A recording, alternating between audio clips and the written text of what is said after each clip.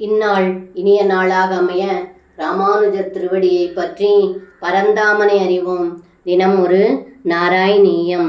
த்வத்வாஹம் தம் சக்ஷுதம் திரக்ஷசூனும் மீனம் கஞ்சீச் ஐஷதம் லக்ஷயன் சஹ தப்தஸ்சித்தே சப்தவானத்ர சேத்வம் ஜந்தூன் போக்தா ஜீவிதம் சாபிமோக்தாம்.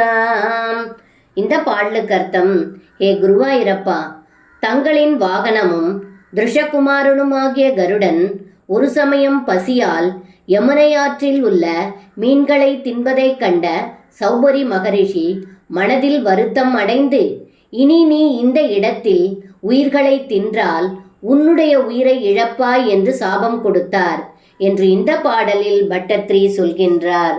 சர்வம் கிருஷ்ணார்ப்பணம். ஸ்ரீ குருவாயூரப்பன் திருவடிகளே சரணம்.